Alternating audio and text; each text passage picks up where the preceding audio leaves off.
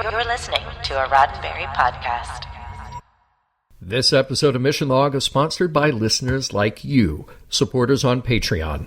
Join us today for early access to shows and the Mission Log Discord at patreon.com/missionlog.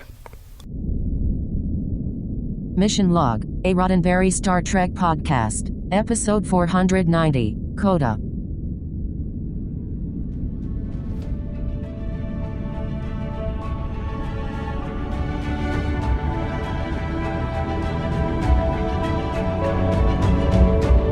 Welcome into another episode of Mission Log, a Roddenberry Star Trek podcast. I'm John Champion. And I'm Norman Lau. Each week on Mission Log, we watch an episode of Star Trek. Then, as if caught in a time loop, we watch it again, and again, and again. Then, we examine it for morals, meanings, and messages, and whether it holds up in the end. Or if it is merely a delusion created by a brain-dwelling alien. It's hard to tell those apart sometimes. Anyway, this week it's Coda, the one where Janeway has a near-death experience but talks back to death right in his smug face. We'll have trivia in a moment, but first, a word on how to reach us, and then a word of thanks to the people in our Patreon community. Mission Log is a conversation about Star Trek. Drop us a line at missionlog@roddenberry.com and join us on Twitter and Facebook at MissionLogPod. While you're at it, leave us a review and a rating at Apple Podcasts or your favorite podcast platform. And please remember, your comments could be used on Mission Log or Engage on the Roddenberry YouTube channel. Hey, Norman, just a moment ago, you used a very important word. You said that Mission Log is a conversation. That's Indeed, right. You did, yes. And that is one of the ways that we really try to make what we do different from others. Now, once we're done with our research and our notes and recording the show, we're handing the show over to you, our listeners. And the bulk of that conversation carries on in our private Discord, exclusively for members of the Mission Log Patreon community. And one of the things that happens to any podcast or any form of art like this type of entertainment, once it reaches the public space, then it becomes a part of that public conversation. Some conversation is what it is. And then in our Discord, especially curated by our subscribers and our fans and our friends, the quality of that conversation is just something more special. It's very in tune with who we are, what we produce, and the content is thought about and discussed in a different, albeit still critical and complimentary way, but in a way that reflects what I believe represents the overall conversation of who our listeners are. I love that it is supportive and thoughtful.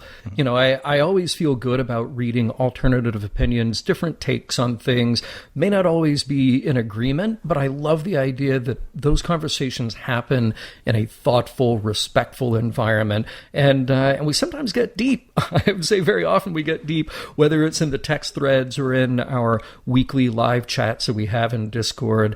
And Norman, why don't you say thanks to some of those recent people who have joined us in Discord? Absolutely. Thank you for coming on board and subscribing to us. So that would be Carlos, Henry, Gregory, Wendy, Tate, Lee, Morgan. Thank you so much for being with us. Yeah, we appreciate it. And if you want to join us in Discord, your key to that is through Patreon, patreon.com/missionlog.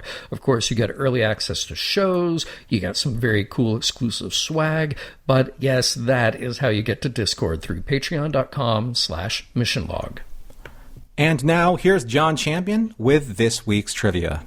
All right, today's episode, Coda, was written by Jerry Taylor, but as we know by now, one name on the credit doesn't tell the whole story. In fact, there were multiple staff writers who had multiple story threads that they were kicking around, each of them not quite strong enough individually to make a story, but Jerry came along to nurture them together into this final piece.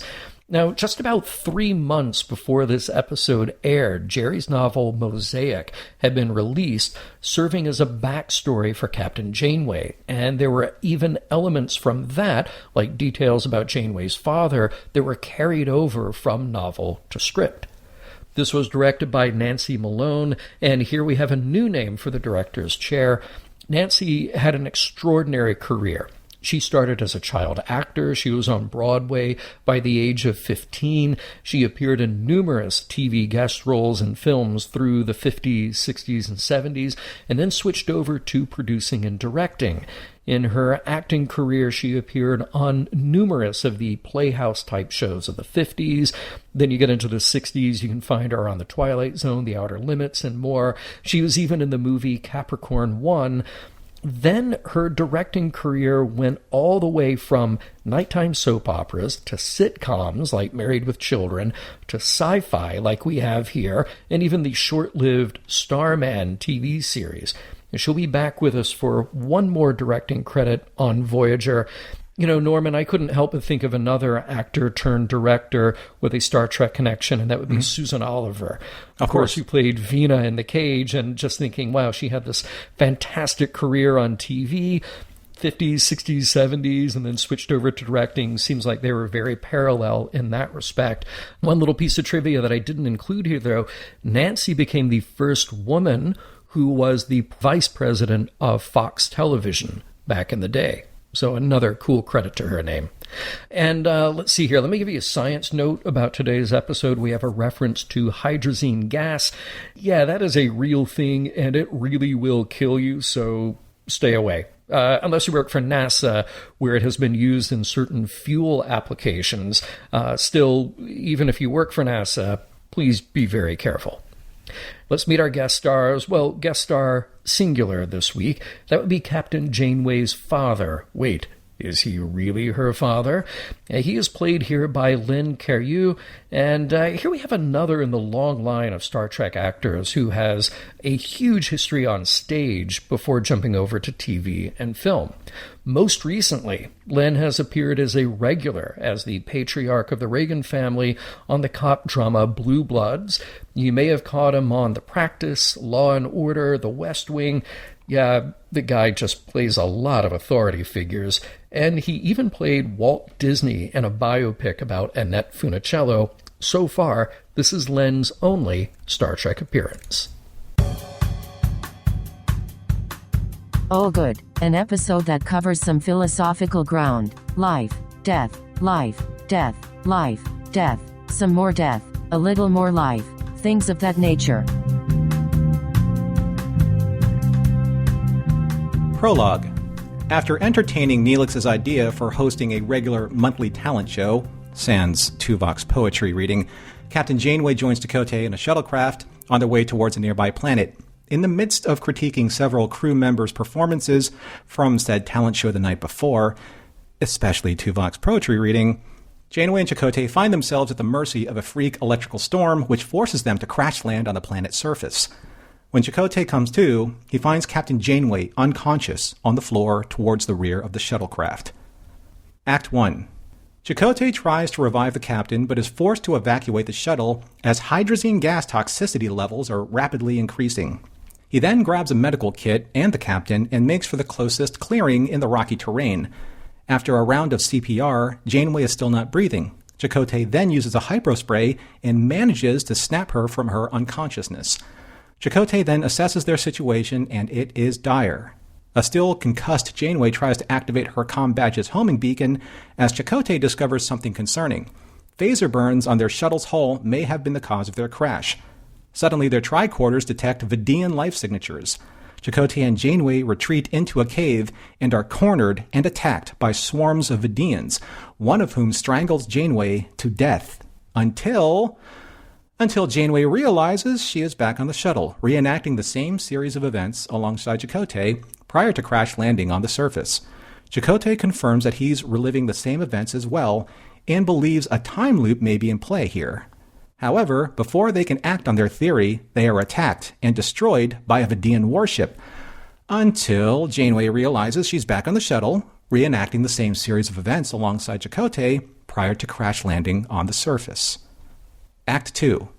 Snapping out of their disbelief of being trapped in a temporal loop, Janeway and Chakotay prepare for 2 incoming Vidian ships on an intercept course.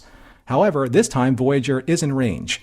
Janeway uses a tachyon burst to try and disrupt the temporal anomaly if one is actually affecting their reality. The Vidian ships disappear and prove that Janeway's theory is correct. However, after returning to Voyager and asking her crew to scan the surrounding area for the anomaly that affected her and Chakotay, the crew informed Janeway that no such time loop occurred, a fact unfortunately corroborated by Chakotay's confirmation as the sole witness to the events on the shuttle.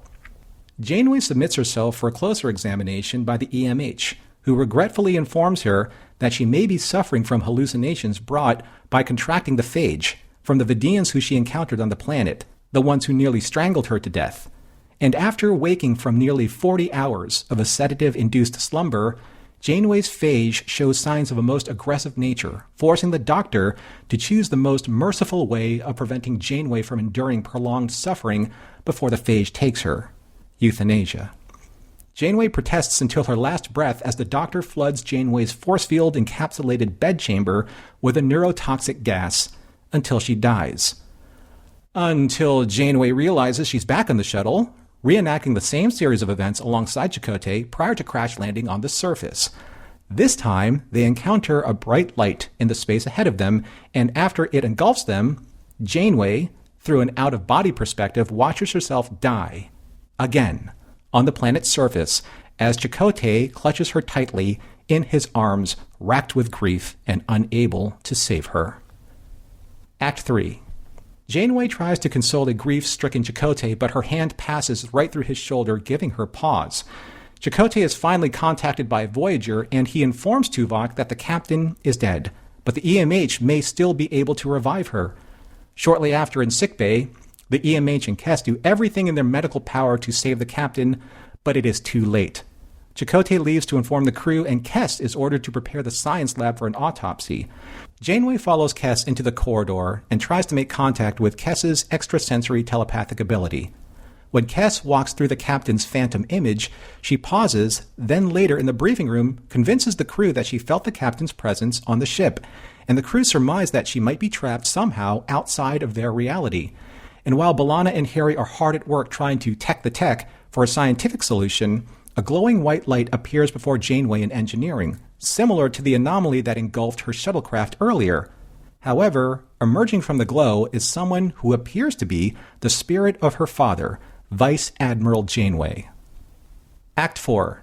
Unwilling to accept this apparition who in every way looks and sounds like her father, Janeway's scientific skepticism is tested when Admiral Janeway regales her with the details of both his and her lives when he died long ago on Tau Ceti Prime in 2238. He explains to her that he has appeared to help her transition, to let go of the emotional tethers that are keeping her from moving into the next phase of her journey. As Janeway is wont to do, she resists, but the spirit of Admiral Janeway can only remind his daughter that she, as once did he, will eventually succumb and accept the reality of what has happened, that she is in fact dead, and that moving into the next world is only a matter of time, and is inevitable.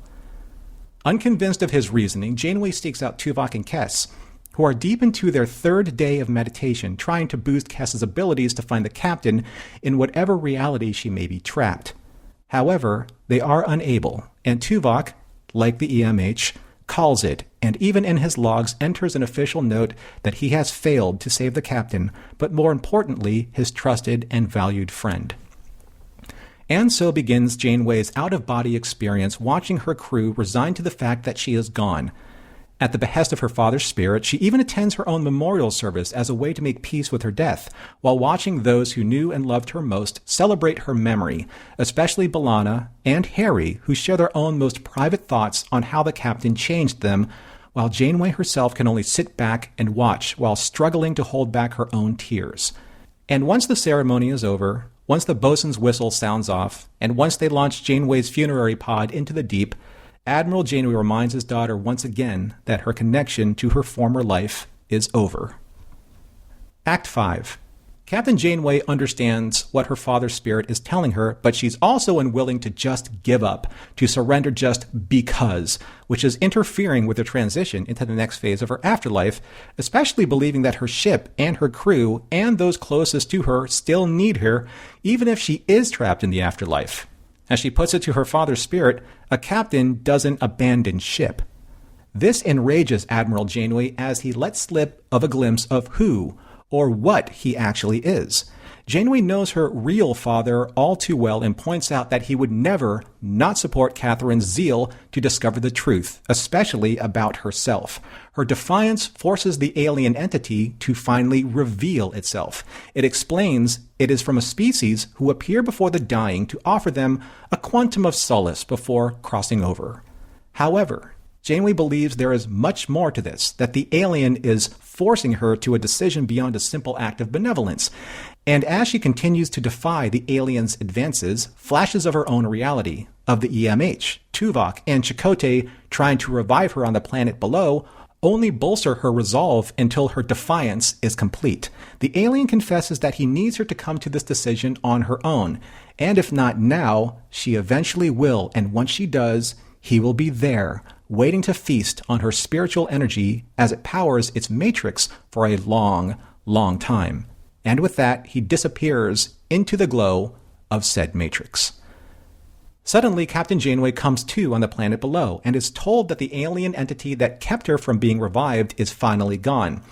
It took root in her cerebral cortex shortly after she and Chakotay crash-landed in the shuttle due to the planet's electrical storm. She told the away team about the alien who posed as her father and how he offered her an afterlife, which she is glad to have avoided, as it was not her ideal way to spend an eternity. Back on Voyager, Captain Janeway is recovering by getting back to work. Chakotay checks up on her with a gift of a rose as the both of them ponder if alien interference is in fact the reality of what some may only know as divine intervention when the spirit crosses over.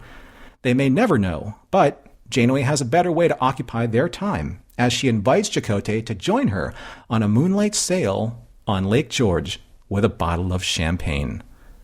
The end.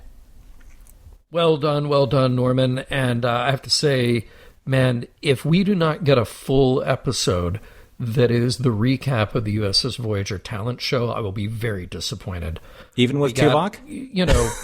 Oh, yeah, completely. I want the Tuvok extended cut. Definitely want all of that. Make it a two-parter for all I care. I want that episode. Talent show part 1 and 2. Okay, we'll make a note of that. Yeah, man. We got 4 seasons to do it. So come on. Let's bring that on. I loved Janeway's and Neelix's walk and talk. There are a lot of expressions that Kate Mulgrew was playing with that whole time, and it was nice to see. You don't really see a lot of the goofy faces, in Janeway. Yeah, it was everything from kind of a little bit of annoyance to also just a little bit of... it wasn't a little bit like maternal, but a little bit like they were... I don't know, planning a little something on their own. Like, there was a lot happening in that scene. Mm-hmm. Yeah, really, really dug that. And for something very short, it worked very well. I do have to wonder how Janeway would remember a dance from when she was 6 years old. I can't remember anything that complex from when I was 6 years old. So good for her with her incredible memory. Let's talk about the elephant in the room, right? Or I should say the elephant in the shuttlecraft, right? Yeah. Mm-hmm. Wow, their behavior just didn't skip a beat after resolutions. It's like resolutions never really... Like, I know that we say this for fun, but really, it hasn't resolved. It has not. I believe I have a note about that later, and man, just right away with the Catherine. Oh my God. Very familiar. Yeah. Mm-hmm. Right away. Yeah, I think I want to come back to that because I have questions. Right. Gotta say, some nice CG of the shuttle falling through the clouds there. Stuff that would be very hard to do with actual model work on a TV budget. So some nicely done stuff there. So when you see like how far back into the shuttle bay or into the shuttle's cockpit area that Janeway was thrown from. I mean, I know that it's also played for laughs, but seriously, seatbelts or a force field or something. Hello, thank you. Right? I'm just, to prevent an internal force field. Yeah, don't dampen those spirits, idea. John. No. I love it. Yeah. I do like this moment where Chakotay is, heroically brought Janeway back from the edge of death, and then he's like, "Okay, you better get to work checking the tech." Right? On the homing signal, and then she does. She's like, pulling herself up to sit upright, and she does. She just gets right to it, But he literally just revived her a moment ago. Even from the shuttle to trying to save her life. He just drops the entire, captain thing, right? He's just the entire time he's calling her, Catherine, I got to save you, Catherine. Oh my God, you can't die, Catherine, Catherine. I'm no pretense at all. All right, so that's that's a thing now. I felt that he went right from, using a hypospray, dropping her into that, like in that rocky clearing that I mentioned earlier, then not even in trying some type of 24th century defibrillator, right into CPR. I found that a little strange from a first aid resuscitation triage standpoint. I don't know. Maybe it's just me, but interesting. Yeah, in a med kit, because he had a med kit with him. So in that med kit, you would have obviously your hyposprays, your cortisone, which you used later, probably bandages, etc. But I think you would have a defib unit also. Yeah. Do that first. Or maybe that's the setting on a phaser. There's something. There's stun, there's kill, there's liquefy rock, and then there's defibrillator. Yeah. I want that on a phaser. Yeah. I was kind of glad to hear about the Vidians again. Like, even though we don't actually, this is not a Vidian story, I was just glad to hear about them because I thought they were cool and creepy, and we're way past their territory now, but just kind of neat to have a shout out to them. Also, even though we're in this weird fantasy delusional time loop thing, the dump the core moment from the shuttle, I am so glad that at least this Janeway got to live out her dream of blowing up a ship that she's on. That must be very satisfying. What a way to go. Wow. Good for her. Awesome. Good for her. Yeah. I'm glad when they get back to Voyager that we get mention of a second level temporal scan. I'm just going to throw it out there. I'm going to say that whenever you do a scan, just do that one too. Do these second level temporal. Like it seems like you don't want to not do a second level temporal scan if you're worried about things like time loops and messing with the whole space time continuum. Why? Yeah. Why the degrees? Why wouldn't you want the most effective scan? Like, is it a power thing? We'll do Yeah, we'll do a so-so one. Yeah. Right. Yeah. I'm just wondering, it's kind of like, because I know we have, people out there that would be like, well, sensors, they would burn up so much power, like if you're going to push that much energy out into a sensor band. I don't know. I'm just like, is it one of those things? I mean, there's got to be a reason, right? Yeah. We don't know. Yeah. We don't know. All right, let's skip to just a really intimate, really nicely played scene, the quietness, and there's a lot of that in this episode, the quietness of the EMH and Janeway together in sickbay. Yeah. Oh, man. Yeah. Yeah. That's an actor's scene for sure. And except for one other scene, which I will mention, and I think you probably mentioned it too, John, the 1,000-yard stare that Janeway, or in this case, Kate, I'm going to give the actors due, when she's looking at Picardo, people of a terminal disease, I think they know that look, or people that have been affected by someone who has, that's like the look like, what can we do aside from nothing? Look, wow, it was incredible. Absolutely incredible to see that. Absolutely. Followed by the grossness of the emergence of the phage on her. Wow. So we did have a bit of a physical manifestation there. That was interesting to see. And man, then that whole scene took a turn that I did not expect. And that was the EMH gassing her to death. Holy crap. My jaw opened when I saw that scene for the first time. But me too. But when I was thinking about it, I'm like, that's where this whole story just kind of tipped me off. Like, this isn't real. This isn't real. Oh, sure. Not real. But it was powerful. But they still play it out. Yeah. Yeah.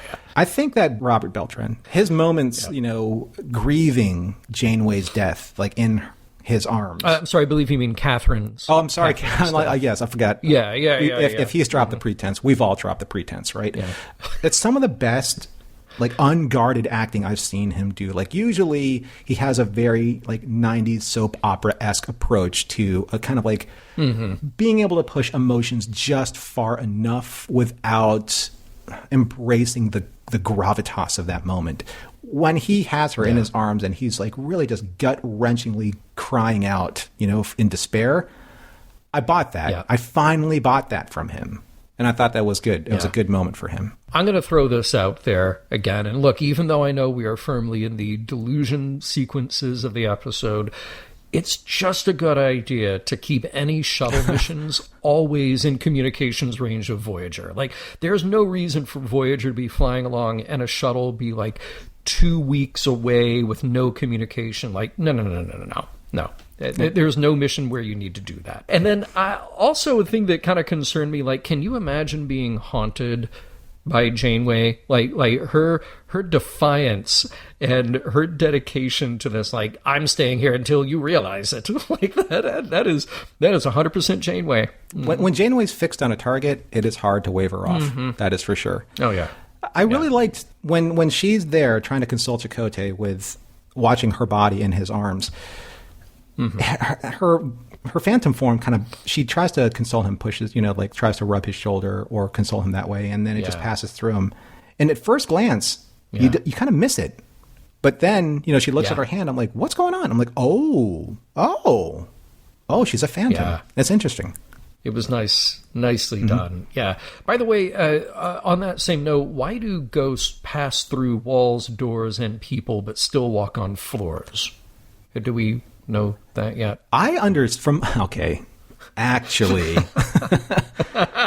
Oh, okay. Push up the glasses. So it's my understanding that they are not necessarily in contact with the floor, but they are in the same plane of existence as you or I in that three-dimensional space. Right.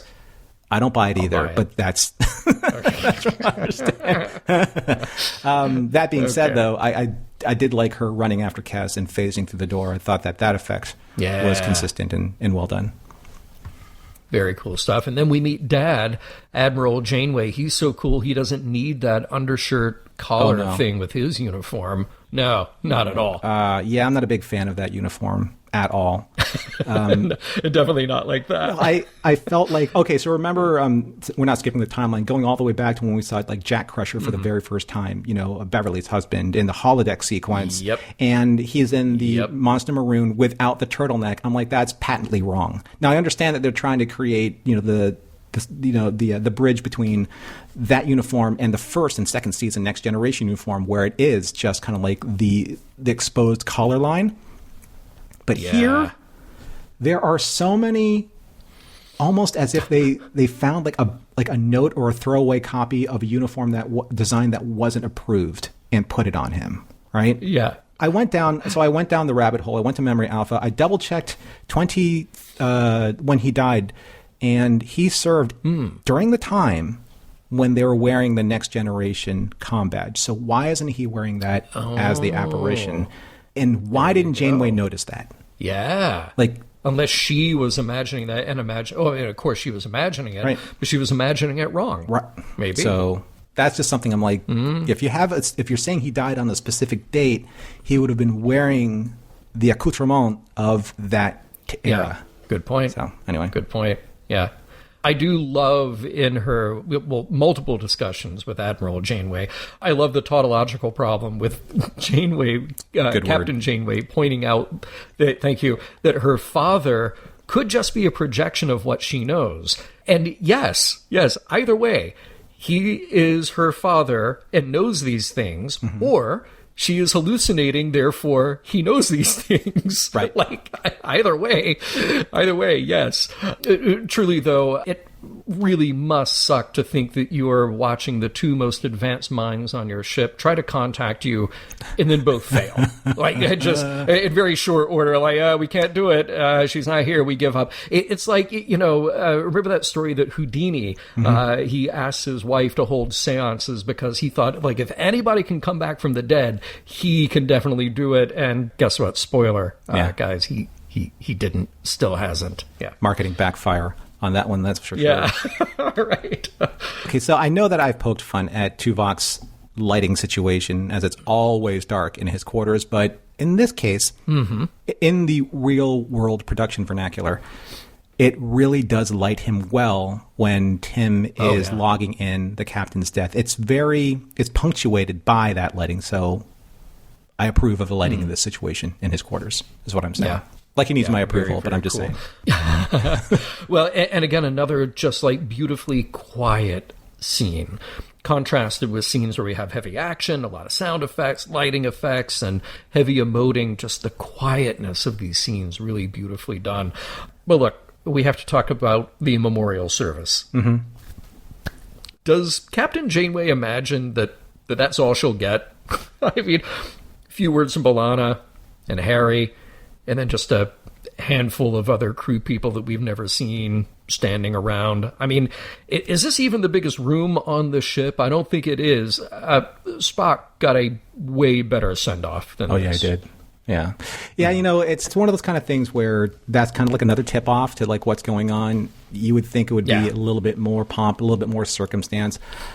Yeah, I don't know. Unless, like, somewhere along the line, then we may have missed it earlier, or somewhere in her, you know, it's kind of like in the Tholian Web, you know, Kirk said, if anything happens to me, go to my quarters. Here's my last will and testament, and I just want you two guys to get along. You know, that's all.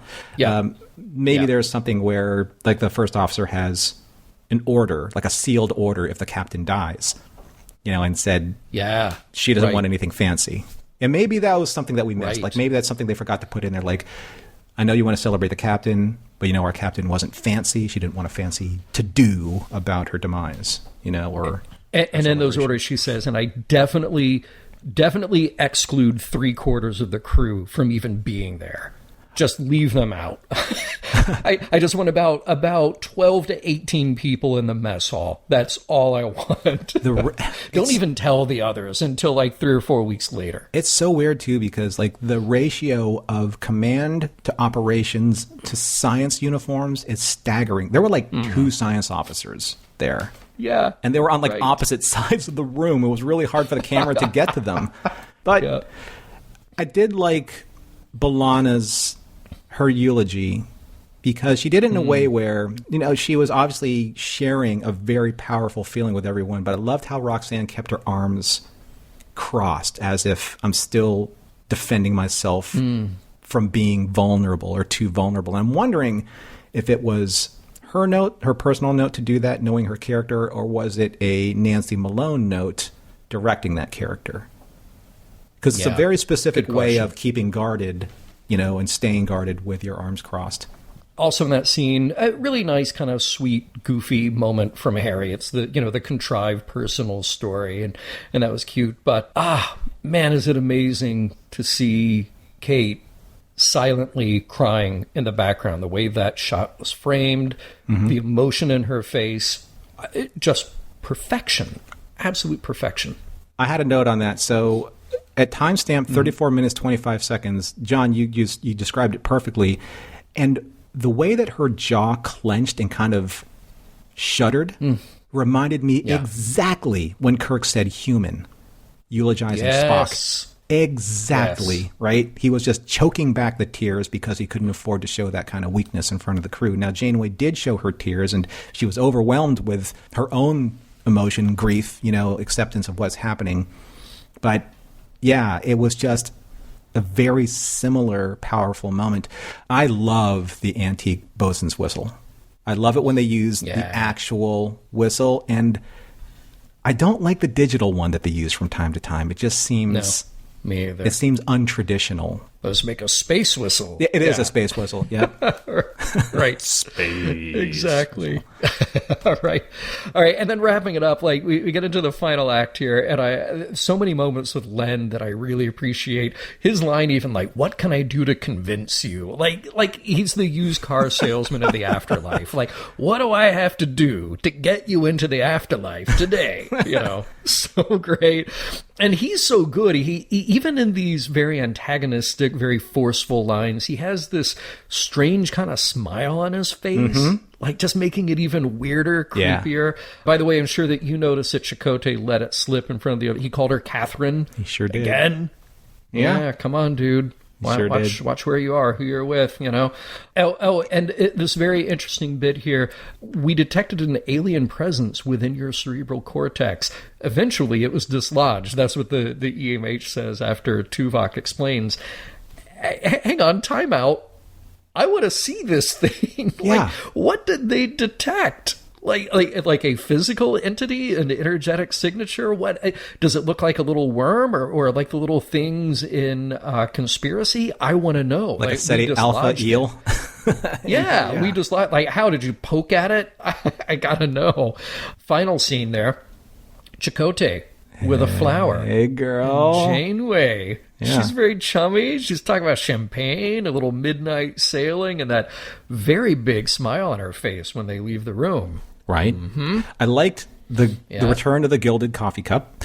I liked her new coffee pot, carafe, whatever that was. That looked super cool. Yeah. I like that. Very cool. And what you just described, John, I mean, I don't think I'm wrong here, but that was a date, right? It definitely sounds like a date. Can't disagree with you there. But look, that's important. Can I also just remind us how important it is that Janeway talked down death? As a computer, I find it frustrating that nobody tries to work out a way to restore Captain Janeway from a previously saved backup. You organics do backups, don't you?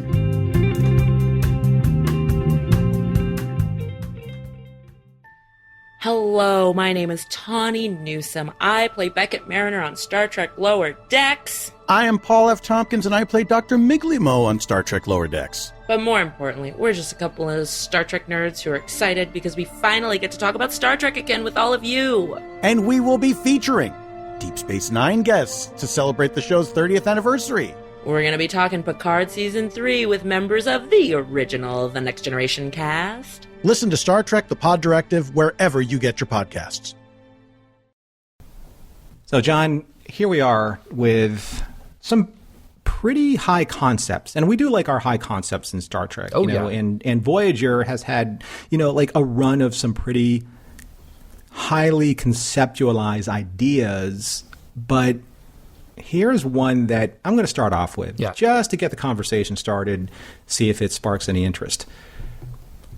Observing your own afterlife. I'm not sure if this is something that we've entertained yet in Star Trek. I mean, here's a question for you. Here's a question for the audience. Would you want to actually watch your own wake? That was such an interesting scene. And of course, as you mentioned in the last segment, Kate played it so beautifully, even though it was a little weird, the wake scene itself and how few of the crew were there. But I digress. She grounded that. She made it absolutely beautiful to watch. And I was thinking that I'm actually a fan of what has become a little bit of a trend, maybe in the last 20, 30 years or so, the idea of a living wake or a living memorial service, where somebody, especially if they know that they're terminal, they will gather their friends and family and do all of those things while the person who is affected is still there to enjoy it. I think there's a real beauty to that. And yes, it is different than if the person is actually gone. And I think in the best sense of it, like, that is the one that you want to watch. And you want to be there as the person to be able to say, like, no, here's the kind of send-off that I want to have. And then after I'm actually gone, probably not as important, because I'm not there to enjoy it. I'm not there to be a part of it. So I given that those tonally are different things, I don't know if you'd actually want to have the consciousness be aware of the post-death wake. I mean, it's an impossible situation anyway, just in its description. But I kind of get the idea if it is this thing that the near deceased can actually appreciate. It's an interesting thing because you don't know who's going to respond and how, especially Janeway. Obviously, she was moved when, B'Elanna was sharing something that I think for a Klingon is definitely difficult to do, and that is to show that kind of vulnerability. But I think it was Harry's part, his turn in the eulogy, where I think it really affected her emotionally because there is a connection that they've had since the very beginning. When she said, I think to Chakotay, or to Tuvok, how am I going to write Carrie's mom, and how am I going to explain to her that, her son died on my watch in his very first mission, on a starship, and going to emanations. There are so many examples. But here's the bigger thing. Say she's... the eulogy was a little, or the crew in the eulogy was a little late. Now, sure, some people were on duty, and maybe Janeway would want to stroll the ship one last time before accepting her father spirit's offer of, transferring into the next phase. But what if she stumbled upon crewmen there that weren't as they weren't as affectionate towards her, right? How would that that's also part of this 360-degree moment in her experience that she didn't encounter, but definitely could happen. So I know you bring that up for a bit of a laugh, but what if there were people that showed up that didn't show up, and that's why maybe the eulogy crowd was so thin? Wow, that's fair. That is a possibility. I mean, certainly she was at odds with her Maquis crew for a little while. We haven't really addressed that again in a very long time. But it is completely believable that either some of those people or just rank-and-file crew who are disgruntled about being in the Delta Quadrant, they could... Still. They could have a problem with Captain Janeway and even... at best feel indifferent about her death.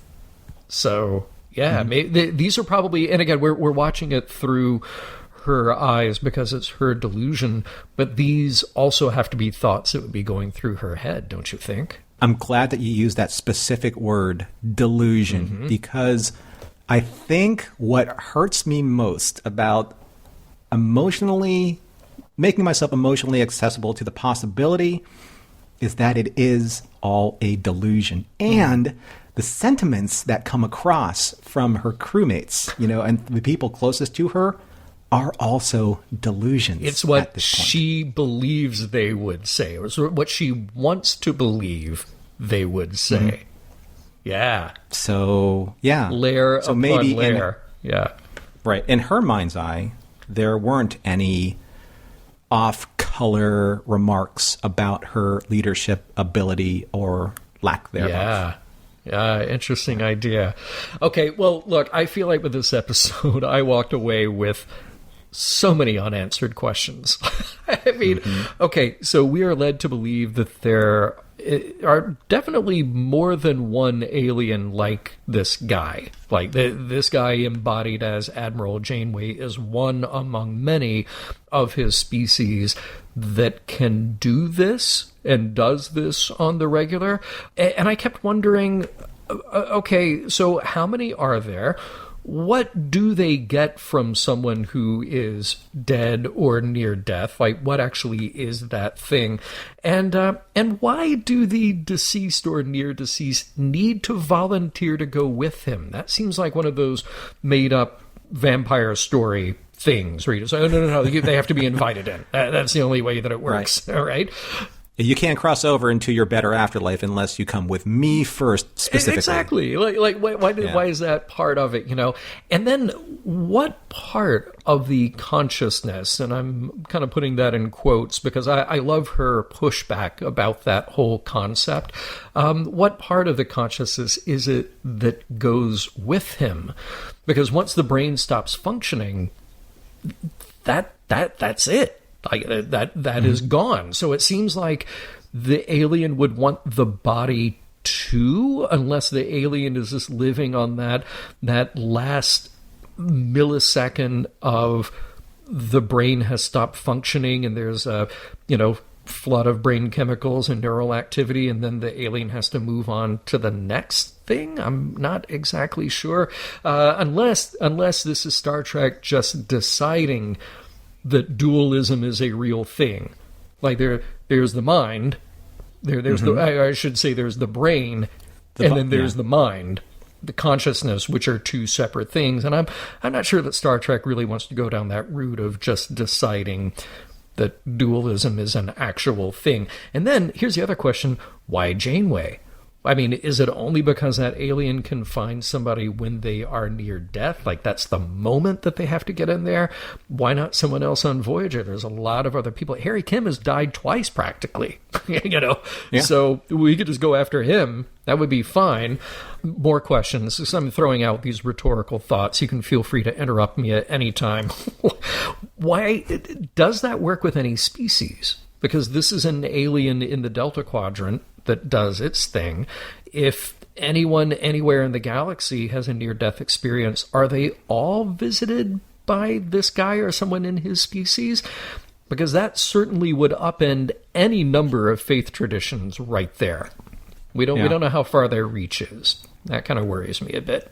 I think the issue, and correct me if I'm wrong, but it just feels like everything is either human-centric based on the reactions of this alien needing her specifically, or specifically religious-centric. Because I didn't necessarily see the alien preying upon, like, the consciousness the moment of her death. I thought that he was basically waiting for her soul to emerge, to separate itself from the body. And if that were the case, that means that this episode predicates the fact that the body has a soul waiting for it to be caught by this alien being, which means that there is something in the transference of energy represented in the religious definition of soul transference when the soul leaves the body after the body dies.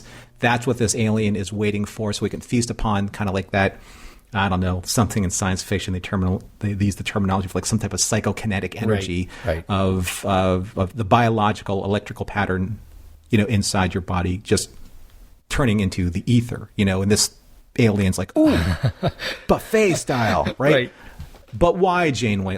Or was he just passing through and said, hey, someone's dying, I think I'll go here, right? And or is something in her biological makeup more enticing, more appetizing to this alien to prey upon her specifically? Right. Yeah, and that's the thing, and I know that there are people who will gladly disagree with me, but I am not necessarily prepared to go down that route with, Star Trek basing this story on the predication of a soul as a separate thing that leaves the body, consciousness being separate from the brain, being separate from the function that the brain does. So, yeah, it's a little weird, and if I try to science it, then the only way that I can really get there is to say, okay, there is a moment biologically where the brain does something, has that near-death experience,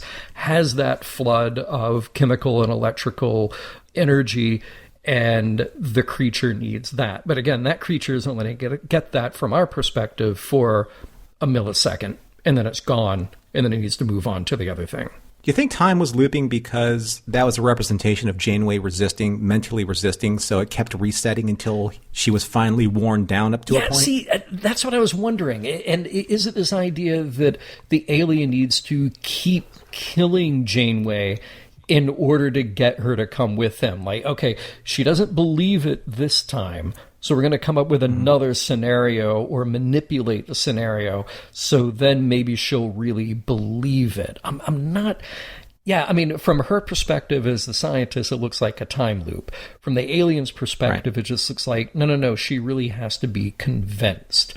Or does the alien... Right, this time with feeling. Right. Yeah, I mean, it's like, does the alien need her to believe it in a way that is just so, that like matches what the alien's needs, that this matrix mechanism, whatever that is, can handle? So I guess, answering my own question, the alien doesn't really need to manipulate time. He's not actually doing that, but he is so neurochemically bound to this experience that he's able to replay this scenario with that level of specificity, which is a very interesting idea, So, yeah, I mean, maybe he just needed to get to that point that it's like she is absolutely convinced. But even then, convincing Janeway, she needed to be convinced again, and even then she couldn't quite be convinced, even though...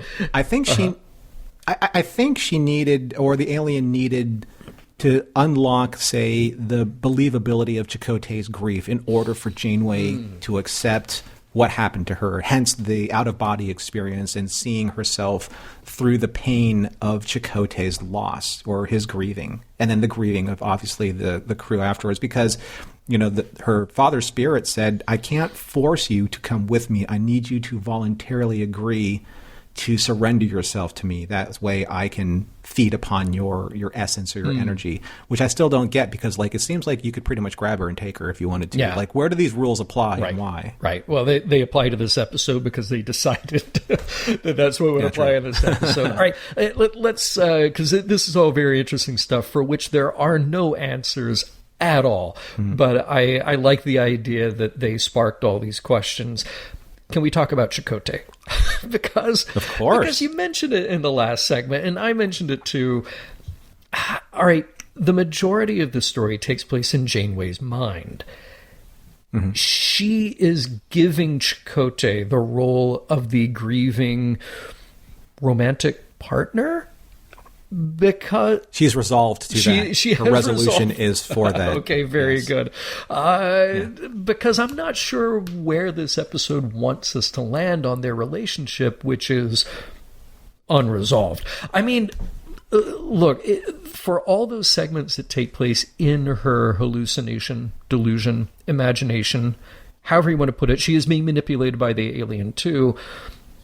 We could go with that and say, okay, maybe there is a presumed closeness because it's comforting, because he is the person closest to her in that moment, etc., etc. How about all the scenes that take place outside of her hallucination, where it is Chakotay calling her Catherine, and not just calling her Catherine, but doing so in front of others? And then they're going to go have a champagne boat date on the holiday. A moonlight date. Yeah. So what's the deal here? What do you think? They're very chummy on that shuttle. How do you feel about it? Well, it's a little inconsistent from episodes past. I mean, obviously we saw their relationship in Resolutions, and we saw Janeway easily shelve that at the end of that episode, where things return to status quo. But we haven't really seen a return to form of said feelings until this episode. And I'm wondering why now specifically, especially since the romanticism and the dynamic between the two of them, it did exist in her dream, or I would say in the manipulated, mental state that she was in because of the alien. But I think the more romantic nudge, nudge, wink, wink to each other and to the audience happened in the shuttle at the beginning.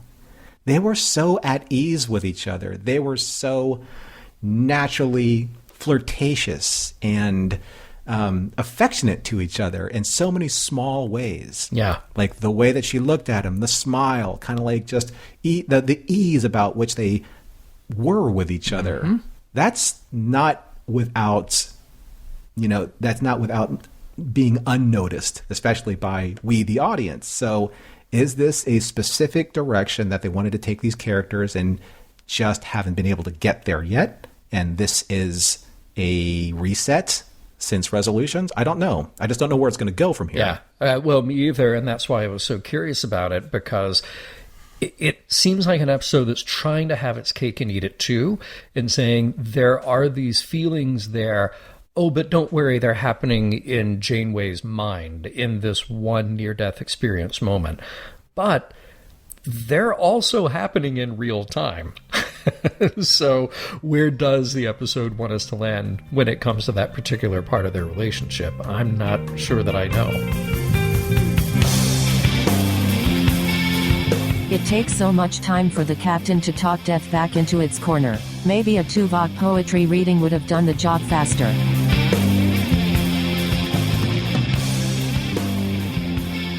Well, I think we've reached the coda of our mission log episode, John. Perfect. We didn't even have to do the title game because the coda, it's the end. Yeah. It is the end. It is the end. And I think musically speaking, there's also a repeat at the end.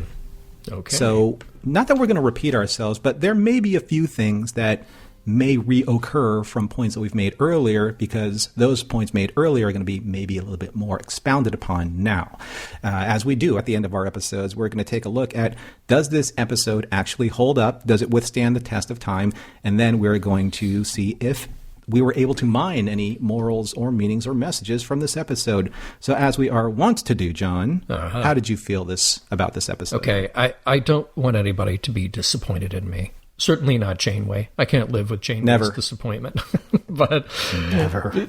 This is one of those episodes where everything is actually very well done.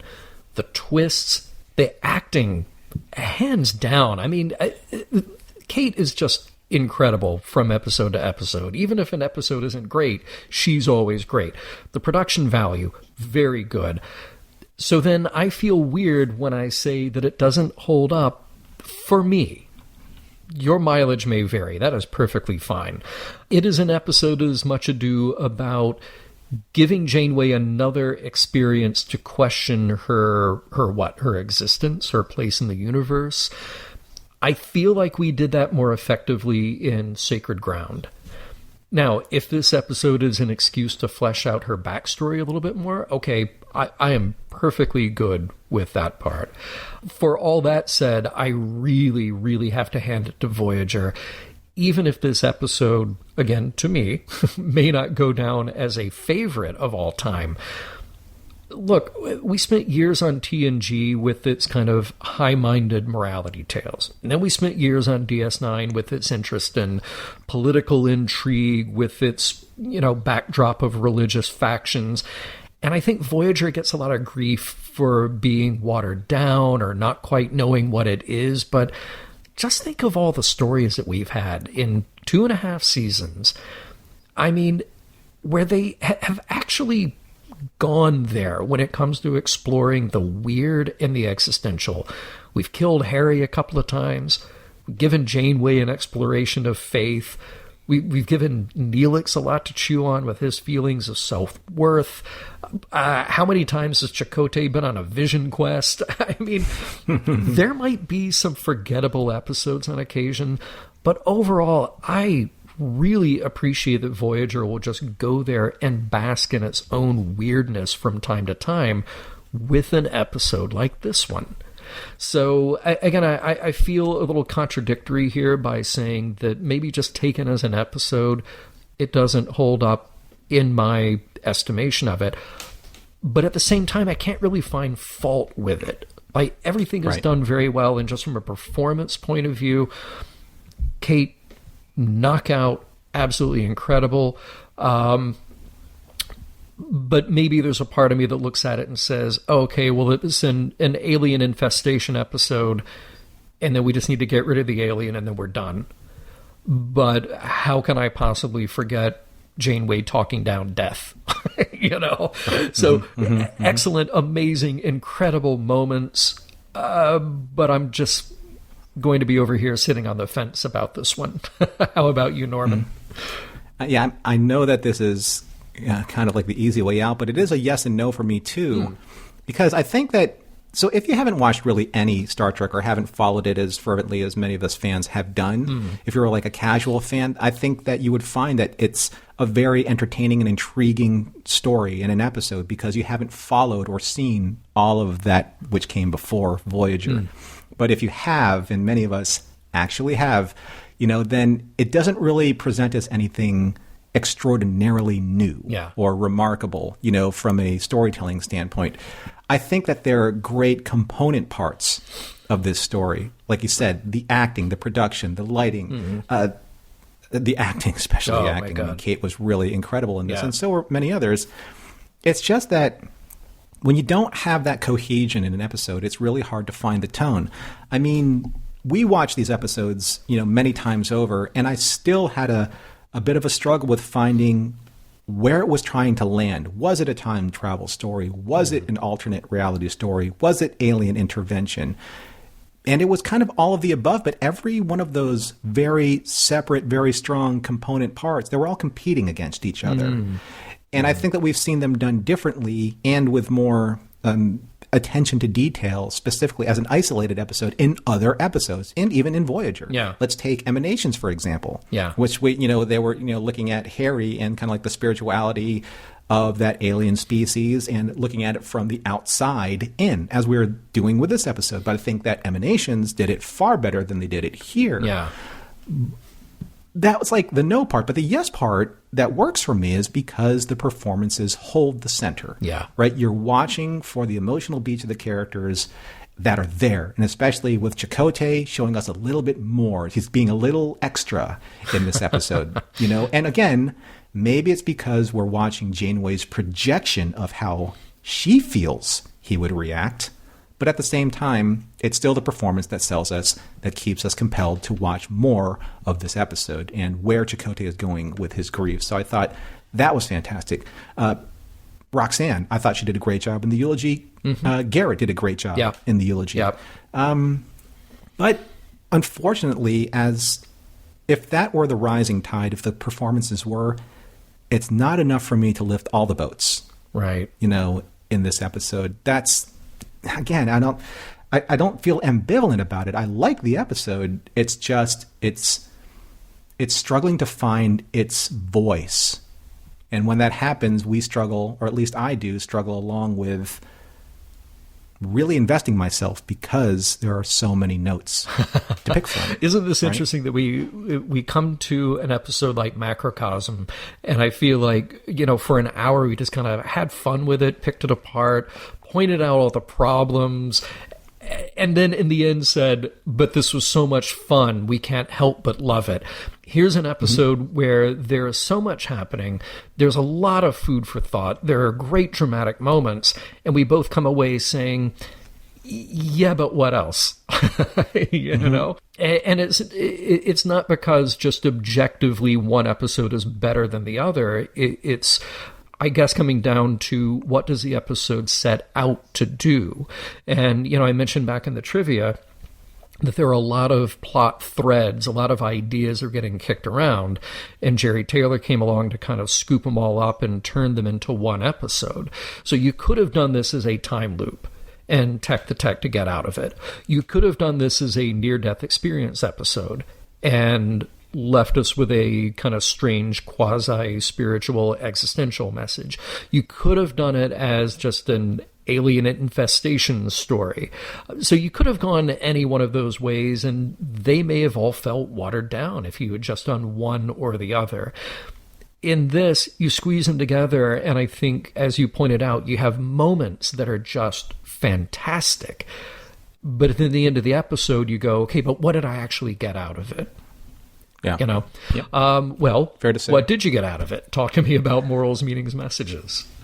It was difficult, to be honest with you. I mean, because there are so many different concepts that were being, you know, explored in this episode. And I think, I'm actually still doubting it. Even looking at my own notes, I'm still doubting if I got it right. Yeah. But this is what I got. I suppose the meaning that I mined from this episode is this. If you live long enough to see it, Arthur C. Clarke's third law will eventually become a reality. That what was once considered magic is simply science unexplained, which, in my opinion, is exactly what happened to Janeway in this episode, and how she used her own scientific parameters to corroborate the information that was able to disprove what the Delta Quadrant aliens, these spirit soul feeders, if you will, you know, and their influence on those who are about to enter the afterlife, you know, because she dropped the veil between what is a spiritual thought or practice versus what was the reality of it, which was this alien just feeding on her energy and manipulating her to surrender that to him so he could sustain himself for eternity or for however how long. So it's an interesting concept that the afterlife is indeed unexplainable and defined in a variety of different ways according to one's specific faith.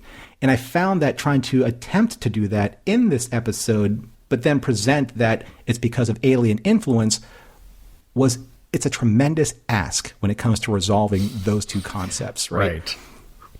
But I do like how it explored the idea that out in the Delta Quadrant, there are these examples of finding these larger concepts to talk about. It's, for all intents and purposes, the Delta Quadrant has been an incredible testing ground for these ideas. And I love that Voyager is presenting us these highbrow concepts about, say, evolution and spirituality, right? I mentioned emanations before and how it was the afterlife to some, but just a transporter burial deposit observed by others. Right? These are the realities of it. Again, going to Arthur C. Clarke, when people in those cocoons and emanations, when they disappeared, they entered the afterlife, right? From Voyager's standpoint, there was just this strange alien burial ground that they couldn't escape because of what deposits that these life forms were creating once they were transported there. So how do you resolve that? Let's go all the way back to, say, Tattoo. This is another example of Delta Quadrant aliens visiting Earth and influencing an entire tribe of native people some 45,000 years ago, and yet this also has been disproven as alien influence when Chakotay finally face-to-face confronted them in the Delta Quadrant. Yeah. You see my point? Yeah. You see where I'm getting at here? So, and now these Delta Quadrant aliens are nothing really more than parasites who feed off the energy for those who are entering the afterlife. But they're not entering the afterlife. They're entering the manipulation by these aliens so that they would surrender willingly their energy so that the aliens can live. So I know that it sounds critical, but it's not. I find this fascinating because when you really think about it, when you challenge the supernatural, when you challenge the spiritual, when you challenge the unexplained, and using science, as your barometer, right? For me, that's very Star Trek to me. It just, right? It's like Kirk being able to battle, to match wits with Landru and beat a supercomputer in the end, using science versus religion. Yeah. So, I know that TLDR. I love that Voyager presents us these large concepts. I just have a little bit of a difficult time wrapping my brain around the A to Z of getting to there. Sure. But isn't it cool? I mean, that kind of goes back to what I was saying a moment ago, that is a thing that early on you can tell is woven into the tapestry of storytelling that is Voyager. Like on TNG, and everybody knows I love TNG, you'd get the odd story here and there, like one of my favorites, Who Watches the Watchers. Hey, we're going to go explore something about religion and spirituality and its collision with science in this one episode, and then we walk away. What Voyager has done is it's taken all of these opportunities with different characters to keep exploring it. And even if you get an episode that's better or worse along the way, it's still an idea that is so deeply embedded in how this show is conceived. So it kind of, breaks my heart a little bit when I feel like Voyager gets looked at as something less than TNG or DS9. In that respect. So, look, you said the magic word, he said science, and that brings me to my morals, meanings, messages. Maybe a little more flippant than yours, but we're thinking along the same lines here. Admiral Janeway. Again, remember, it is Captain Janeway projecting this thought from her father.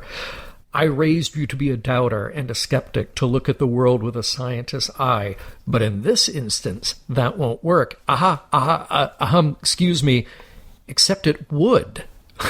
As long as he presented a way to verify his claims. So again, Captain Janeway is completely right to doubt it here. And by the way, if you weren't paying attention, he is a nefarious alien. So, yes, again, the scientific approach is the correct approach here. And then let's talk about kind of the wrap-up at the end there. The alien, he wanted to take me into another place. Another place? Some kind of afterlife?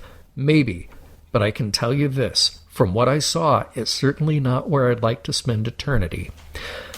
Okay, Janeway, I agree with you. But what if that's it? Because, again, we don't know how far-reaching these aliens are, what they do, if this happens all the time or not. What if when you die, there's an alien presence that wraps itself around your cerebral cortex and then pretends to be your relative so it can take you through the portal to its alien matrix and feed off your consciousness? I mean, that's what we've got here. That is a much worse afterlife than most that I have ever heard described. So I hope that you add a new god or concept into whichever one you already pray to that will for sure help you avoid that, because I don't want that for anybody. Also, just another quick scientific thought here.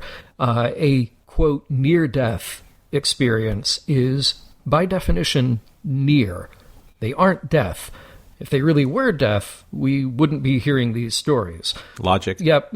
Now, so far, as where we are today, you can recreate those conditions chemically in the brain, and I guess if we dig deeply enough with the right advanced equipment, we can find a little soul-sucking alien creature that's sitting in your cerebral cortex doing it too. So, sleep tight, everyone.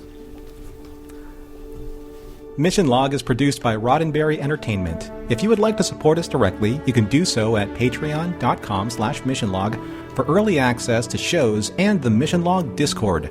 Our website is missionlogpodcast.com, and for more Star Trek news and discussion, visit trekmovie.com. On the next Mission Log, Blood Fever.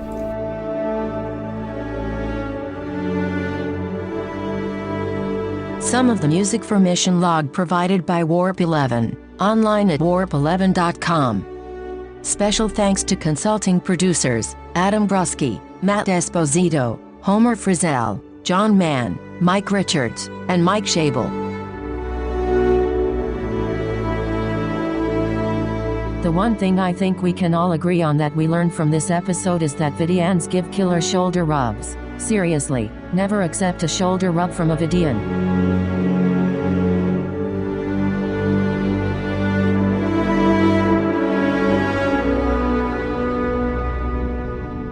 End transmission.